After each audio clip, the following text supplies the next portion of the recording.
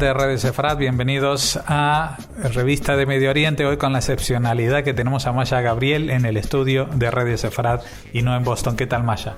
Muy bien, contenta de estar aquí en Madrid con vosotros, y en diferente espacio, ya no estoy en mi oficina y hace menos frío, así que estoy encantada. Bueno, hoy vamos a aprovecharte para hacer una especie de resumen más allá de las observaciones que nos haces llegar cada semana a través de tu sección y de la revista de Medio Oriente, para hablar un poco en forma general sobre cómo se refleja Israel en los medios de habla hispana o en general, no sé si también en España en particular. Hay muchas similitudes entre lo que hacen los medios en español y lo que hacen los medios internacionales, en inglés básicamente, que son los medios más influyentes. Sin embargo, hay algunos problemas específicos que tienen más que ver con los medios españoles más que internacionales. Básicamente los problemas de las fuentes están más centrados en los medios en español. Digamos que hay menos acceso a fuentes realmente de nivel o importantes. Y también hay una especie de problema de ego, es decir, el aceptar los errores, cosa que los medios internacionales tienen más facilidad. Por otro lado, el resto de las cuestiones son más o menos las mismas. Hemos estado elaborando algunos informes últimamente donde veíamos cuáles son los referentes. Y si quieres te hago un ejemplo de algo que ha pasado aquí recientemente, en España. Tiene que ver con la UNESCO. Yo sé que habéis cubierto lo que la declaración de la UNESCO. No mucho, porque nos ha pillado con las fiestas de Sukkot, o sea que esto fue el jueves y ya no hablamos de ello en las noticias. Hoy lo hablaremos. Bueno, recordemos que la UNESCO sacó una declaración según la cual, si se entiende esa declaración, el judaísmo no tiene ninguna relación con el monte del templo, ni el cristianismo, que esto es uno de los aspectos que se ha pasado por alto. Bueno, esta declaración de la UNESCO ha provocado tal indignación que incluso se está planteando que se vuelva a votar. No se sabe si se hará, creo que a última hora Creo que ya se ha votado que no vuelven a votar. Bueno, pero ha habido un problema ahí clarísimo que ha salido en todos lados. El diario El País publicaba un artículo al respecto donde no explicaba absolutamente nada de esta indignación y de lo absurdo. Se centraban simplemente en que la UNESCO denunciaba la ocupación y el maltrato y no sé qué, cosa que también es debatible, pero bueno, se centraban en esa parte y no explicaban el gran absurdo, no explicaban lo que había creado una gran indignación. Ahora me dices que no va a haber vuelta de votación, pero imagínate que hubiera habido otra votación. ¿Cómo explican que lo que ha provocado en la indignación internacional ellos no lo han contado, con lo cual no se entendería que hubiera habido otra votación? Es decir, el país se centraba en algo que es una especie de verdad más sencilla de asumir, y es que Israel comete crímenes o es un ocupante y lo hace muy mal, y eso es la información que daban. Pero todo el componente alrededor, que era lo que había provocado la gran indignación, y si te lees el New York Times, las agencias de información, el mismo Haaretz, que es como la Biblia para los periodistas, habían hecho hincapié en lo absurdo de la UNESCO. ¿Qué ocurre? Se han creado unos roles dentro del conflicto israelo-palestino, donde los buenos y los malos están ya establecidos, los roles están establecidos, y todo aquello que vaya en contra de un rol ya establecido no interesa en la información. Por ejemplo, y sigo con El País, que es que en estos últimos tiempos han tenido algunos desatinos. Por ejemplo, el gobierno de Israel había sacado un video de propaganda donde explican la relación entre el judaísmo y la tierra de Israel. Este video fue criticado en Haaretz, en el blog de Haaretz. Hay que decir que Haaretz creo que lo lee un 0,2% de la población israelí. No representa ni siquiera la izquierda de Israel. Representa un sector muy pequeño y muy considerado radical. No es el mainstream, no representa ni siquiera ni la izquierda. La familia de Gidon Levy y Amir Hess. Básicamente es eso, es Gidon Levy y Amir Hess. Bueno, hubo en las páginas de Haaretz un debate respecto a ese video. El País publica un larguísimo artículo extensísimo sobre el video. No se entiende muy bien qué es lo que le molesta, pero habla de la polémica. La polémica, te digo, en los medios creo que salió 2 días después en Israel Hayom o en Yediot Ahronot, no me acuerdo muy bien. O sea, no había habido. Pero bueno, hay un larguísimo artículo respecto a que Israel había publicado un video diciendo que reivindicaba la historia judía. No lo ponían en el contexto de la votación de la UNESCO, que es donde hay que entenderlo. Y lo más interesante, un largo artículo criticando y condenando este video, de un medio que nunca publicó las declaraciones de Mahmoud Abbas diciendo que se bendecía hasta la última gota de sangre que se vertiera para defender, dicen ellos, el templo, el monte de Al-Aqsa, la mezquita de Al-Aqsa, que está en el origen de la famosa oleada de violencia. Nunca publicó el diario El País que Fatah reivindicaba el asesinato de 11.000 israelíes, algo que sí publicó, por ejemplo, el New York Times. Todo lo que pueda... Y que son declaraciones oficiales de Fatah, no son cosas que alguien oyó un rumor por allí. No, te estoy hablando del presidente palestino declarándolo, o sea, la organización palestina que gobierna enorgulleciéndose en Facebook del asesinato de 11.000 israelíes. Te hablo de Abbas declarando mártires y diciendo que los asesinos de Múnich eran grandes héroes. O sea, estamos hablando de quienes gobiernan, estamos hablando de organizaciones oficiales, efectivamente. Esto no encuentra un espacio, esto no tiene cabida, esto no se informa. Sin embargo, sí se informa de una supuesta polémica durante muchísimas páginas, durante no sé cuántos caracteres, pero un artículo larguísimo, de una supuesta polémica porque Israel publicó un video donde explica que los judíos tienen relación con el monte del templo.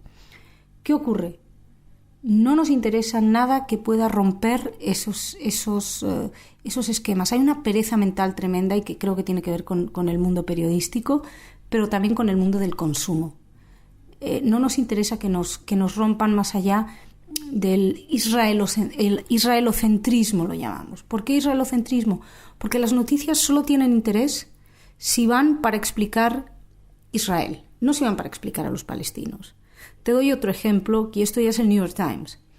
En el año 2011, si no me equivoco, hubo un acto salvaje, racista, por parte de unos judíos israelíes que lincharon a un joven palestino, Jamal Julani, un chico de 17 años al que lo persiguieron, le dieron una paliza brutal. Lo dejaron en coma durante creo que 3 días, estuvo en el hospital, una cosa salvaje. Esto salió en 2 ocasiones en portada del New York Times, tuvo una tercera en lo que era el New York Times, creo que si no me equivoco en Boston, en las secciones regionales, y en los artículos se hablaba mucho de la deriva racista israelí, de la sociedad moralmente deformada israelí. Hacían mucho hincapié en ese análisis de lo que significaba con respecto a la sociedad israelí. 1 año y medio antes había habido otro asesinato, otro acto horrible. En este caso fueron 2 palestinos que entraron en casa de la familia Fogel. Horrible. Mataron a los padres, a los niños, casi decapitan a un bebé, no consiguieron cortarle la cabeza, dejaron a 2 vivos, pero porque tal y como ellos mismos dijeron, no sabían que estaban ahí. Niños, hablamos de niños desde 4 meses. Bueno, esto no ocupó ninguna portada, no ocupó la portada del New York Times. Y el único artículo que se escribió al respecto, que si no me equivoco estaba publicado en la página 16, no hacía ningún hincapié en lo que significaba de la moralidad palestina o lo que sea. Es decir, y esto es lo que decía del israelocentrismo, nos interesa analizar la sociedad israelí. Nos interesa todo lo que pueda venir a ratificar un estereotipo o a ratificar una idea previa que tenemos sobre la sociedad israelí. Todo lo que venga a demostrar que son peores o que van en una deriva horrible. Sin embargo, cuando la noticia viene desde el bando palestino, viene desde lo que sucede en el lado palestino, solo nos interesa si viene a ser un reflejo de lo mal que está la sociedad israelí. No te van a hacer un análisis de si esto refleja algo de la sociedad israelí. ¿Por qué? De Palestina. ¿Por qué? Porque la sociedad palestina está considerada, en el fondo, como, y lo hemos hablado varias veces en Radio Sefarad, como si no fueran agentes morales, como si no se esperara otra cosa de ellos. Fíjate cuántas veces hemos leído en los artículos la frustración palestina, la ocupación como el problema. Había vida antes de la ocupación. El problema no empieza con la ocupación, el conflicto no empieza con la ocupación. ¿Alguna vez alguien ha hablado de la frustración israelí?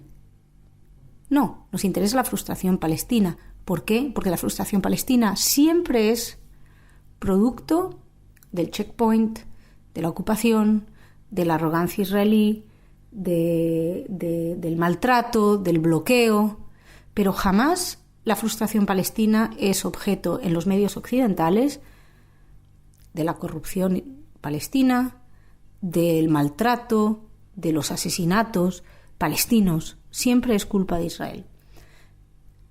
Si lees autores palestinos, la cuestión es diferente. Tienes periodistas, tienes pensadores palestinos que quieren romper eso, pero no hay eco a sus palabras fuera, porque no interesa, porque ya están creados los roles. Entonces, todo aquello que va en un rol ya creado, todo aquello que va a subrayar un prejuicio ya establecido, nos interesa. Lo demás, no. Y lo terrible de todo es que da la impresión de que es básicamente una cuestión, en el fondo, racista contra el palestino. No ocupa más rol en las noticias que lo que sea venir a reflejar algo que hacen los israelíes. Hay una solución a esto que se llama periodismo y el código ético del periodismo. Es decir, contar la historia desde los dos lados y dar el mismo interés, el mismo valor a una de las versiones que a la otra. Pero claro, estamos hablando de periodismo. Código ético, el código deontológico de los periodistas, si no funciona, ¿qué se hace? O sea, ¿se puede penalizar de alguna manera a alguien que miente? ¿Alguien que miente ideológicamente inspirado? O sea, alguien que publica. Nosotros estamos acostumbrados a lidiar todos los días con la corrupción de los gobiernos. Y el término prevaricación, alguien que hace algo a conciencia de que es ilegal. Alguien, un periodista que hace a conciencia de que lo que está haciendo es mentira, no tiene ningún tipo de penalización. En primer lugar, el periodista no va a pensar que es mentira, porque lo va a recubrir de una lógica que lo va a hacer entrar en su estructura, lo va a meter aunque sea con calzador, pero va a hacer que entre. Porque el periodista que llega en términos generales, ya, bueno, no todos obviamente, pero el gran problema es que vienen ya con una toma de partido. Vengo a demostrar que los israelíes están abusando de los palestinos. Vengo a defender a los palestinos del abuso israelí, bla, bla, bla. Entonces van a hacer todo lo posible para que entre. ¿Y cómo se hace eso? Pues no contando que Fatah dice que se van a gloria de matar 11.000 israelíes, no contando el maltrato de los líderes palestinos hacia su propio pueblo. Todo eso sirve para crear ese Estado. Y aquí sí que hablamos de una diferencia entre periodismo internacional o periodismo norteamericano o americano, inglés.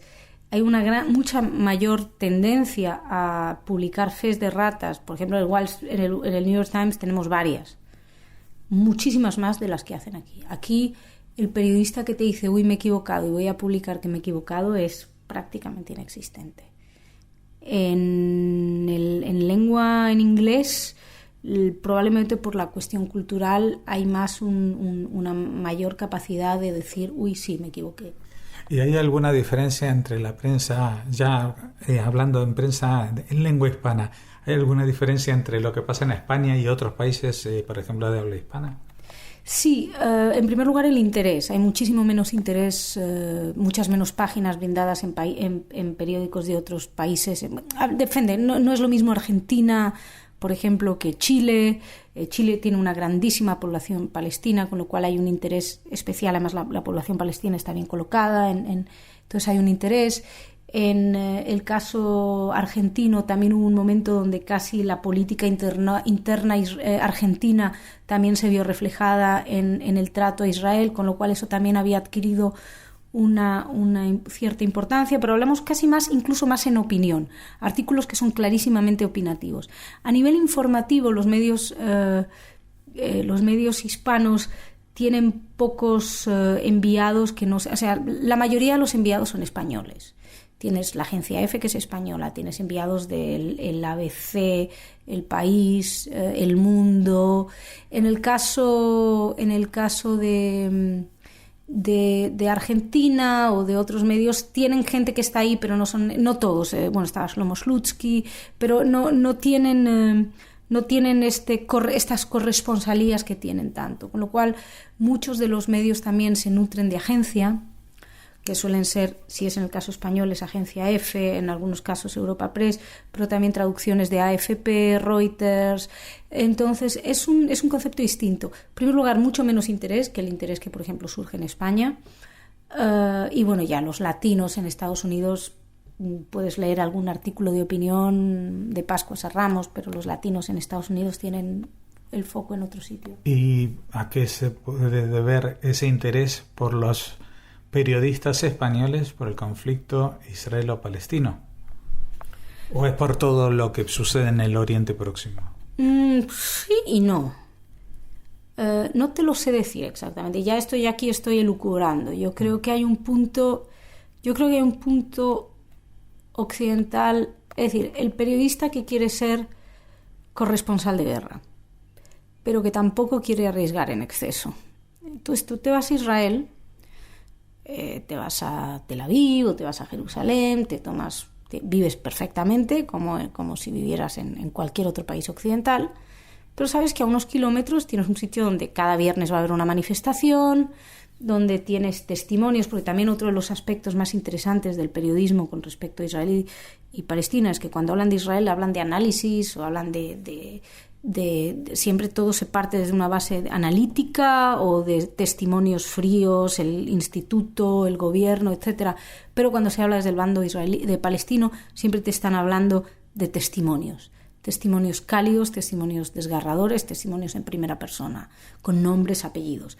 Entonces, claro, anteponen un testimonio a una institución. Evidentemente el truco es fácil en ese sentido. Entonces, si tú hablas, por ejemplo, si tú eres un periodista que quieres hacer corresponsalía de guerra, pero tampoco te quieres ir al ISIS porque puedes estar arriesgando demasiado, te vas a Israel y pues eso, cada viernes tienes tu manifestación, te vas a la manifestación, entrevistas a alguien de ahí, tienes testimonios de sobra, el trabajo te viene hecho. Hay tantas ONGs que están publicando constantemente denuncias que está hecho, no hay mucho trabajo. Luego tienes una gran demanda, porque los medios demandan de esas noticias. Entonces siempre puedes entrar a contar algo como Israel demolió una casa, etcétera. Todo eso se consume muy bien. ¿Por qué? Pues hay muchas teorías, no puedo entrar exactamente en cuáles son. Parece ser como que si Israel no existiera habría que inventarlo, ¿no? Para la prensa. Absolutamente.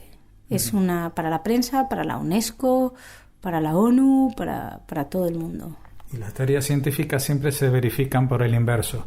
Si Israel existe, entonces hay que hacer todo lo posible por destruirlo. Si se corroboran las dos tesis, quiere decir que estamos en una hipótesis correcta. Masha, no sé si quieres agregarnos algo más, porque este tema, claro, es para hablarlo durante meses. Nada, sigamos con ellos durante meses. Ahora no, pero a ver si la semana que viene tenemos más. Seguramente, y entonces entraremos como siempre en los detalles que son los que realmente nos brindan alguna esperanza de que alguna vez la prensa española, como tú mencionabas, que pasa por lo menos con la prensa americana, que reconozca alguna vez algún error de los garrafales que cometen a diario. Sí, bueno, tampoco te creas que la prensa internacional se dedican a reconocer errores constantemente, simplemente tienen un poquito más de facilidad. Bueno, vamos a hacer lo posible para que todos lo tengan un poco más fácil. Muchas gracias, Masha. A vosotros.